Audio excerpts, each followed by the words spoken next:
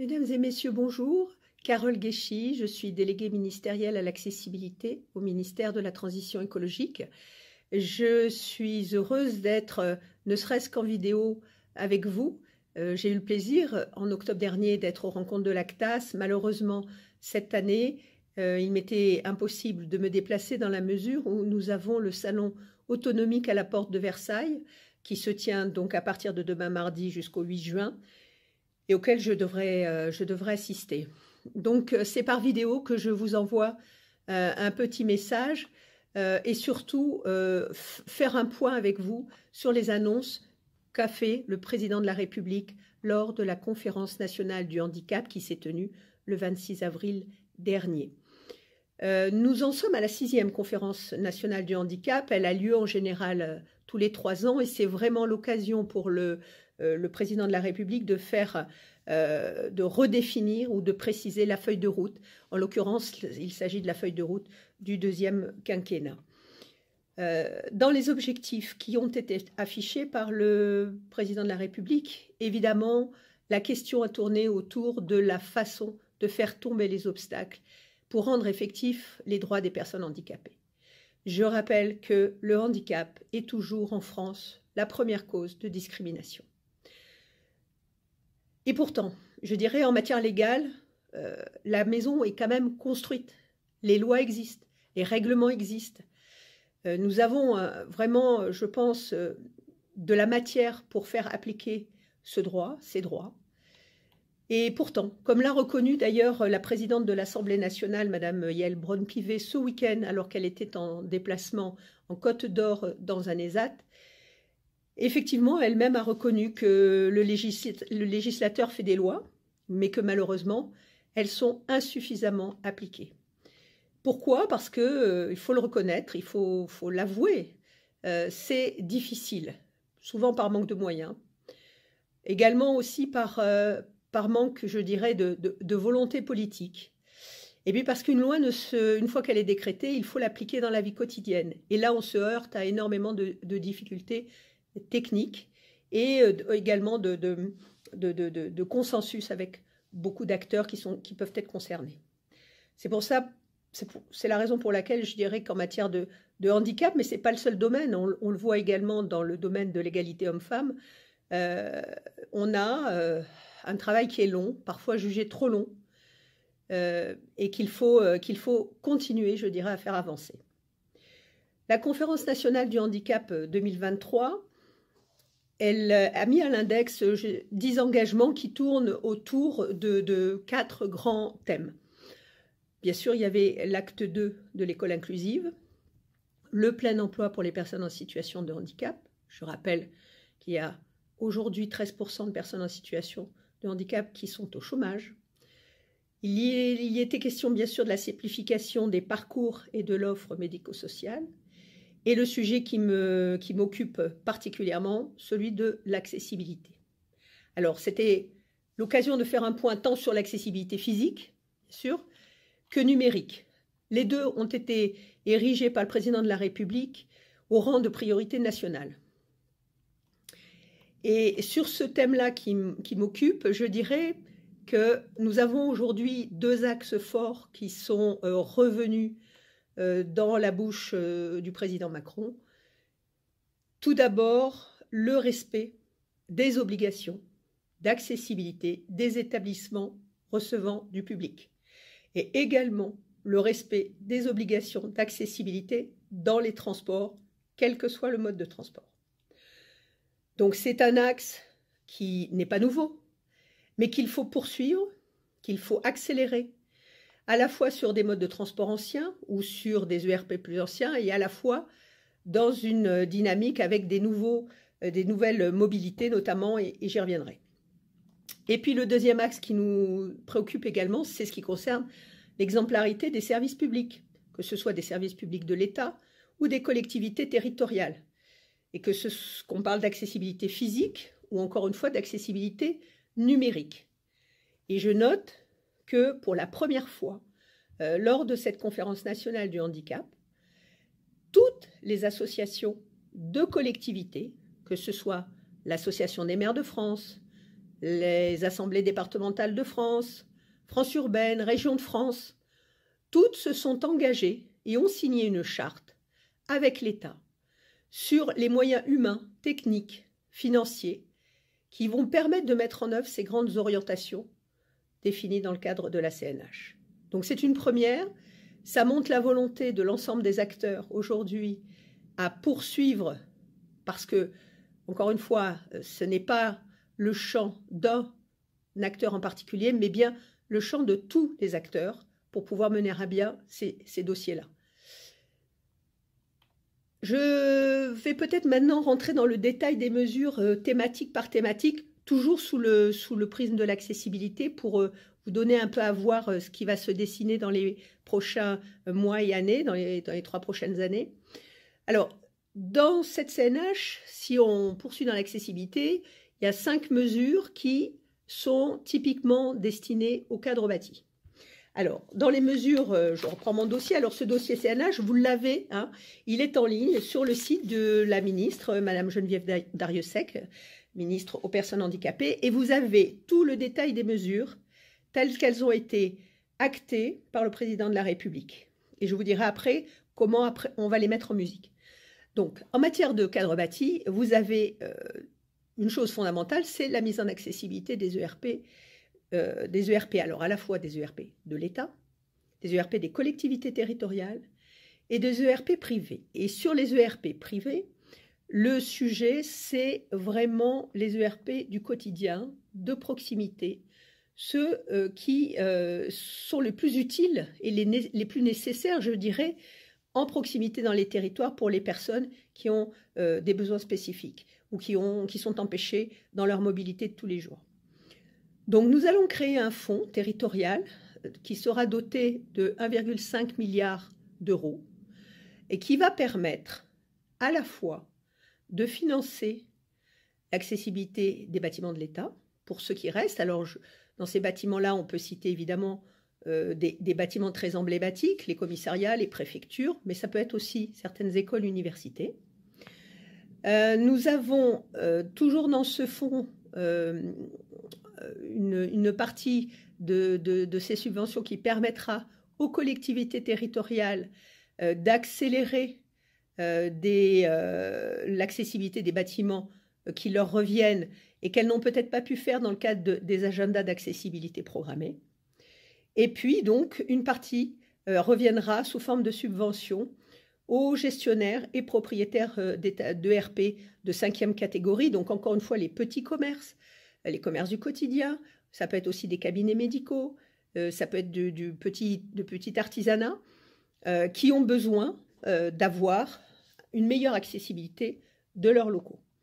Ça, c'est pour le cadre bâti.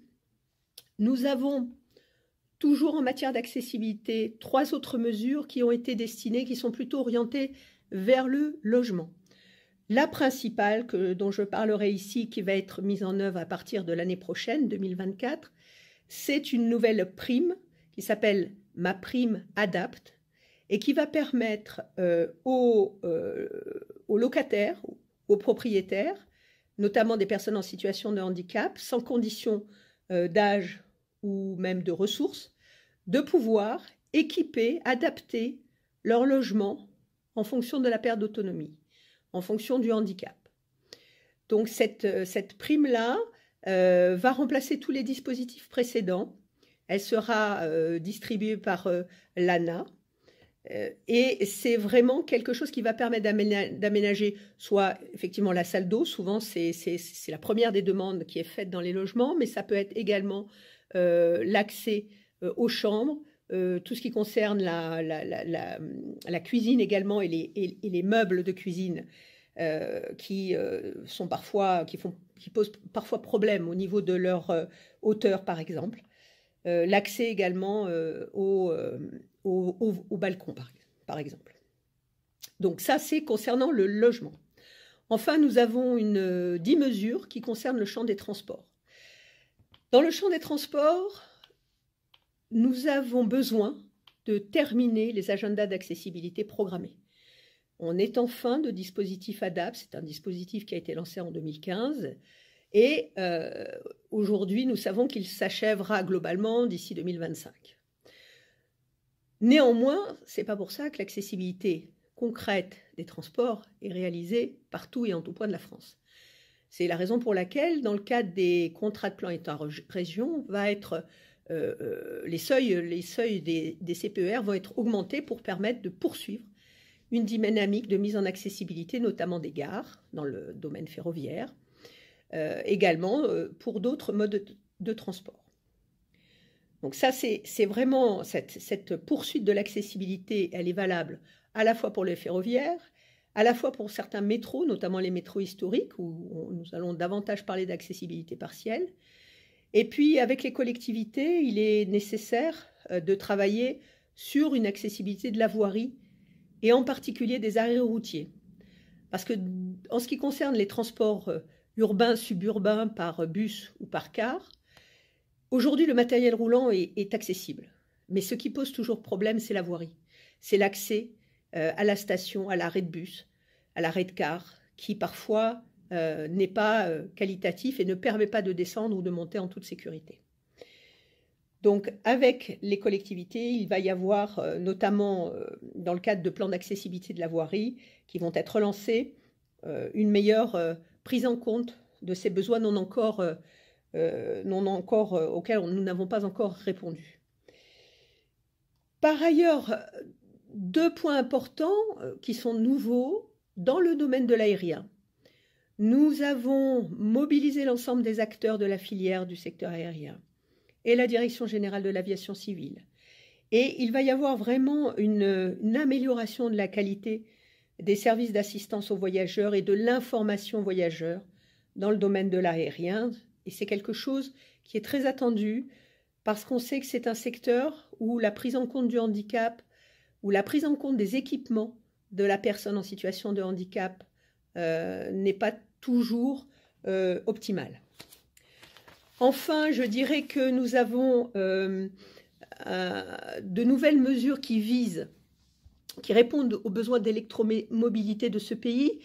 Vous n'ignorez pas que le véhicule électrique est soutenu par le gouvernement à travers un certain nombre d'aides et il va en être de même pour l'électrification des véhicules adaptés. Enfin, je dirais un petit mot sur les mesures qui concernent l'accessibilité numérique. Là aussi, vous en trouverez dans le dossier de presse 5 qui ont été fixées par le président de la République. Bien sûr, la première, c'est l'accessibilité des sites Internet de l'État à destination des citoyens, où nous avons besoin d'accélérer leur mise en accessibilité numérique. Mais cela va au-delà, puisqu'il est aussi question d'accélérer l'accessibilité numérique des œuvres culturelles. Et ce chantier-là, qui est pas simple, en raison notamment du manque de professionnels capables de nous aider à mettre en accessibilité ces sites numériques, eh bien, ça va passer aussi par un effort dans la formation de web designers, par exemple, en tout cas de professionnels de l'informatique capables de nous aider à transformer l'essai en matière de numérique. Et puis, nous accélérons aussi un certain nombre de contrôles pour vérifier que les obligations sont bien respectées, que ce soit par les sites publics, que ce soit par les sites privés. Voilà ce que je voulais vous dire en matière d'annonce, pour reprendre ce que le président de la République a énoncé le 26 avril dernier. Aujourd'hui, nous en sommes à un stade de négociation budgétaire. Vous savez peut-être, mais le projet de loi de finances est en cours de débat et il va s'agir maintenant de mettre et de budgéter l'ensemble de ces mesures pour que ce soit dans la loi de finances 2024. Mais le travail est vraiment très soutenu parce que derrière cette conférence nationale du handicap, nous aurons un nouveau rendez-vous vraisemblablement à la rentrée dans le cadre d'une CIH peut-être, enfin en tout cas pour préciser le calendrier, les pilotes, les besoins réglementaires nécessaires s'il y en a besoin pour mettre en œuvre toutes ces actions. Donc des actions qui devront toutes avoir démarré l'année prochaine. Donc vous voyez, ça ne laisse vraiment pas beaucoup de temps. Encore une fois, sachant qu'à la fin du quinquennat Macron, il y aura une conférence nationale du handicap sous forme de bilan. Voilà, je n'irai pas plus loin et je vous engage vraiment à regarder ce qui est sur le site de la ministre en charge des personnes handicapées. Je voulais pour ma part peut-être rappeler ce à quoi je crois en tant que délégué ministériel à l'accessibilité. C'est cette notion d'accessibilité universelle qui nous est, en tout cas, qui nous fait vivre et travailler au quotidien. Pour ma part, en tout cas, c'est un vrai enjeu. Bien sûr que la Convention internationale des droits des personnes handicapées le dit, hein, l'accessibilité, c'est vraiment permettre aux personnes handicapées, sur la base d'une égalité, hein, bien sûr, avec les autres, d'avoir accès à tout, que ce soit d'un point de vue physique, au transport, à l'information, à la communication, et à tous les équipements et les services qui sont ouverts ou fournis au public. Et je rappelle, et on le sait tous, que ce qui génère du handicap, c'est bien lorsque l'environnement n'est pas adapté à la personne, et non pas l'inverse. Mais même s'il s'agit d'un droit fondamental, ben, je dois dire que pour le faire respecter et mettre en œuvre cette politique d'accessibilité universelle, il faut vraiment qu'on soit tous vigilants et tous acteurs au quotidien. Ce n'est pas une question de spécialistes ou d'experts, c'est une question aussi de bon sens, d'usage, de praticité de la société qu'on est en train de fabriquer, de créer, d'aménager. Et les opportunités de faire l'accessibilité universelle, elles sont présentes dans tous les domaines. Il faut juste, je dirais, penser nativement cette accessibilité, c'est-à-dire penser les équipements, les besoins, les services, en fonction des besoins de chacun. Et c'est vraiment aujourd'hui là-dessus que nous essayons tous, et je sais que vous êtes aussi là dans ce souci et dans ce souhait-là, que nous essayons tous de faire avancer. L'accessibilité universelle, c'est certes un besoin pour certains, mais il ne faut jamais oublier que c'est un confort de vie pour l'ensemble des citoyens de ce pays. Je vous remercie et je vous souhaite des excellents débats dans le cadre de l'ACTAS. À bientôt.